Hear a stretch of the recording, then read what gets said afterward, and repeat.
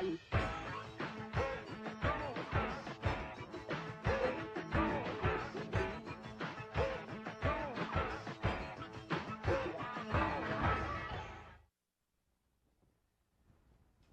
bom dia, galera. Bom dia, XP. Vamos começar a nossa reunião matinal. Digamos que é a última semana normal do mês de dezembro. Depois já começam aquelas semanas meio quebradas. Tem Natal, tem Ano Novo. Então é uma semana bastante carregada em termos de agenda macroeconômica, especialmente focada em quinta e sexta-feira.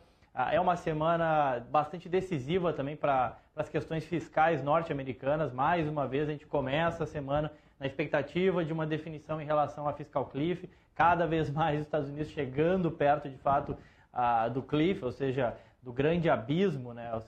Caso não seja definido, caso não tenha uma definição em relação a aumento de impostos ou corte de gastos, cada vez mais os Estados Unidos chegando perto disso. Teve um certo avanço nas negociações, mas os mercados parecem não refletir muito isso. As bolsas europeias não atuando muito mais na ponta da dúvida, no campo negativo, do que apostando aí que vai chegar a uma definição, mas de fato houve um avanço. Os republicanos, pela primeira vez, já sinalizando que, ok, podemos sim aumentar impostos para os mais ricos, conquanto que sejam cortados alguns gastos em programas sociais. É um certo avanço, mas não é nenhuma definição ainda e os mercados seguem em compasso de espera. Para falar um pouco mais sobre a agenda, vamos lá para São Paulo. Vamos falar com o Chico, que não é corintiano, né? Então ele tá normal, não tá de ressaca, não tá rouco e vai nos trazer um pouco aí sobre a agenda. Fala, Chico, bom dia. Muito bom dia, meu caro Will, muito bom dia, XP, muito bom dia a todos, uma ótima semana a você, uma ótima semana a todos também, aos corintianos que venceram ontem. Nós teremos hoje uma agenda com dois indicadores importantes a serem divulgados nos Estados Unidos. Às 11h30 da manhã, o Federal Reserve de Nova York, o Fed de Nova York, vai divulgar o Índice de Atividade Regional do Empire State de dezembro, Índice de Atividade Regional, Fed de Nova York, o Empire State de dezembro, às 11h30. E ao meio-dia, o segundo e último indicador do dia, o Tesouro vai divulgar o fluxo líquido de capital para os Estados Unidos, portanto, Fed de Nova York às 11h30 e ao meio-dia o fluxo líquido de capital. Mas eu chamo a atenção de todos, meu caro Will, nós teremos dois importantes depoimentos hoje na Europa. Ao meio-dia e meia, 12 horas e 30 minutos aqui de Brasília, o presidente do BCE, o Banco Central Europeu, o senhor Mário Draghi, vai realizar um discurso. E logo depois, às 13 horas, será a vez da chanceler da Alemanha, a senhora Angela Merkel, falar em coletiva também à imprensa, portanto, meio-dia e meia, senhor Draghi, e às 13 horas, senhora Angela Merkel, portanto, duas importantes depoimentos, eventos a serem realizados hoje na Europa. Ao longo da semana, nós teremos vários importantes indicadores, como o PIB dos Estados Unidos aí na próxima quinta-feira, segunda e última revisão, além de outros importantes indicadores aí de inflação e também de atividade. No Brasil, o destaque, meu caro Will, vai ficar para o relatório trimestral de inflação do quarto trimestre deste ano, que será divulgado aqui na próxima quinta-feira, Will. Certo, Chico. E bom, os mercados lá fora europeus, todos no território negativo, certo? Exatamente, os mercados europeus operando aí na defensiva hoje, embora, como você comentou, nós tenhamos tido aí avanços sobre o abismo fiscal nos Estados Unidos, a Europa começa o dia em queda, ainda muita expectativa em relação ao avanço das negociações. No Japão, o resultado das eleições também trouxe uma perspectiva aí de uma possível nova rodada de injeção de recursos na economia. Então, os mercados trabalhando ainda na expectativa dos avanços concretos das negociações para evitar aí o abismo fiscal nos Estados Unidos. Tá ótimo, Chico. Muito obrigado. Bom dia. Muito bom dia e uma boa semana a todos. Bom, conforme o Chico comentou, né, pessoal, na quinta-feira, quinta e sexta, a gente tem indicadores bem importantes, PIB americano, consumo pessoal, seguro-desemprego. Na sexta, a gente tem renda e gastos pessoais, pedidos de bens duráveis, confiança do consumidor de Michigan. Bom, uma porrada de indicadores na quinta e na sexta. Hoje tem Draghi e Merkel falando e, mais uma vez, conforme eu comentei, compasso de espera em relação ao noticiário norte-americano. Bom, vamos lá para a nossa área de análise. Estava conversando com o Lauro. O cenário segue bem definido, pelo menos... Opa, o Marquinho tropeçou aqui. Vamos lá para a nossa área de análise falar com o Lauro. aparentemente tendência de alta, uma lateralização saudável e tem tudo para explodir, desde que os Estados Unidos não caiam no cliff, né, Lauro?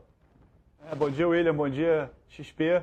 O mercado fez uma boa alta nos últimos dias, porém nos últimos 4 dias andou de lado. Essa, como você falou, é uma correção saudável, né? Quando o mercado corrige lateralmente, mostra que não que os vendedores não estão com força mesmo para empurrar o mercado para baixo.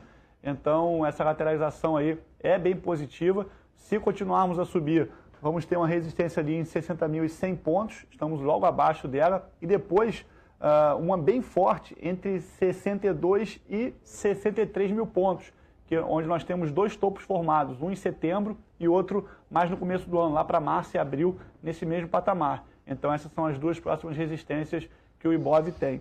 Se voltarmos a cair, temos uma LTA, uma liderança de alta que vem funcionando desde novembro, então curtinha essa LTA, e também o topo anterior rompido em 58.200 pontos. Então são esses os níveis importantes de suporte e de resistência. Para hoje, estou de olho aqui em 2 ativos. Filma aqui, Cadu, por favor. Um é CSN, o ativo tem uma resistência muito forte em torno de 11,84. Se ela for rompida hoje com queda de força, pode gerar boa oportunidade de compra. Então, CSN é uma das ações que eu estou de olho.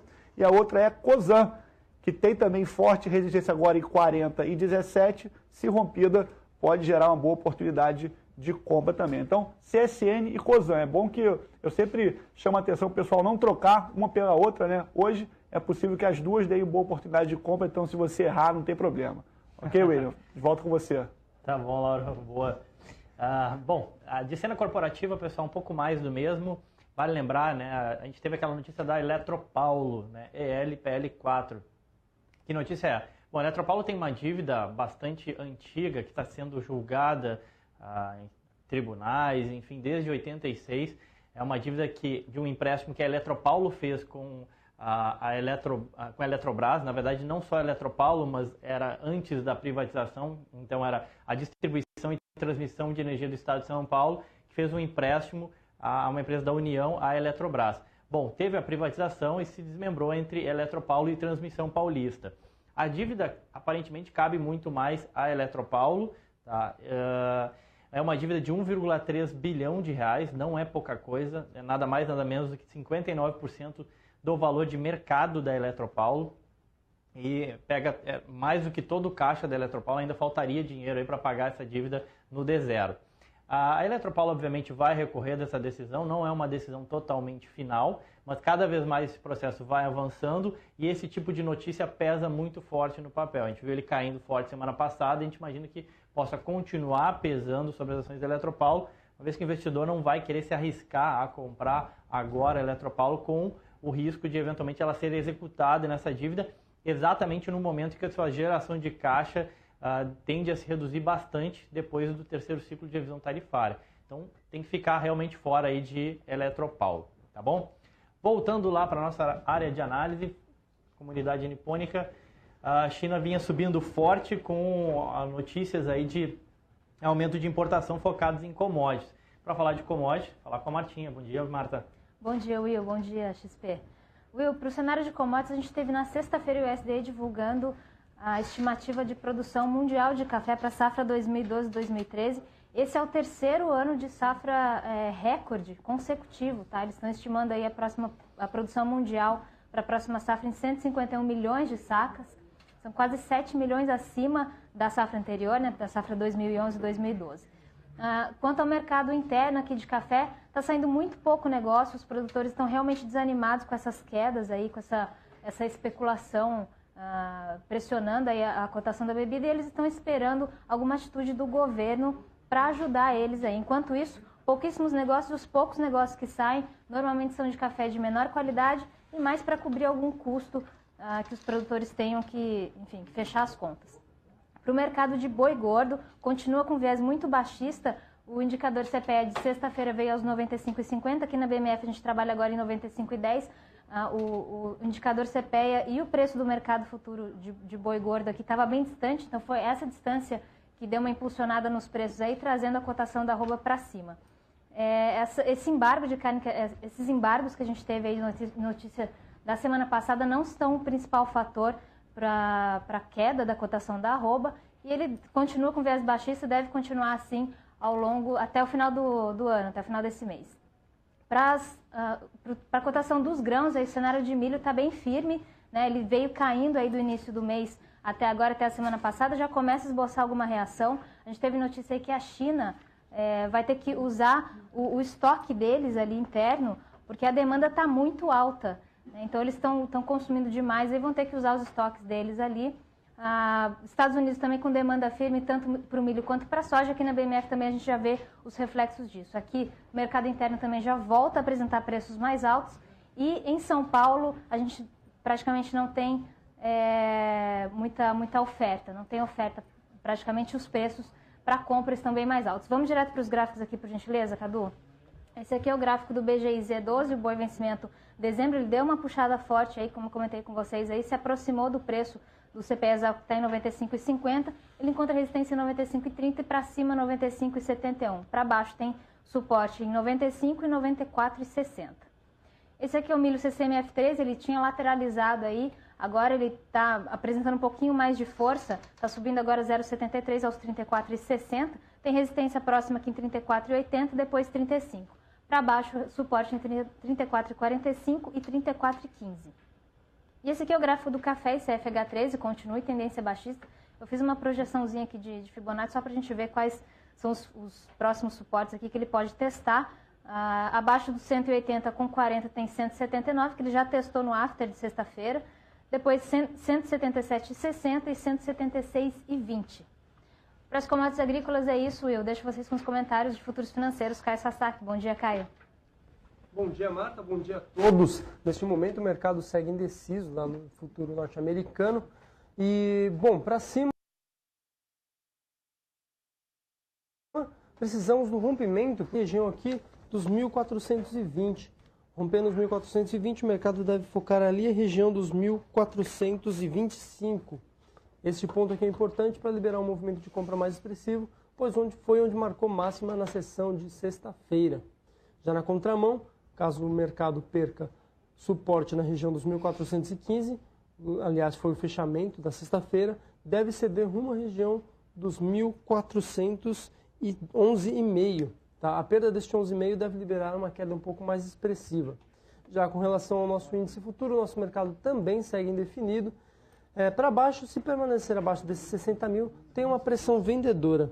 Neste caso, de acordo com a folha de pontos, tem espaço para buscar suporte na região dos 60.900 ou mesmo 60.750, marcado por este fundo aqui. O movimento de venda mais expressivo só viria na perda dos 59.600, marcado por essa região aqui, que foi a mínima da semana passada.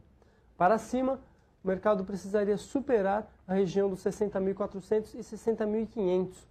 Como essa faixa é uma boa resistência, um primeiro teste ali seria um bom ponto para atuar numa venda para giro curto. Já com relação ao dólar, a moeda ela segue indefinida nos últimos dias para cima. Se romper este 2,092, pode dar uma compra para giro curto, mas vale lembrar que temos uma boa resistência nesta região aqui dos 2,10, inclusive é uma região em que existe uma grande expectativa de atuação do governo na ponta vendedora.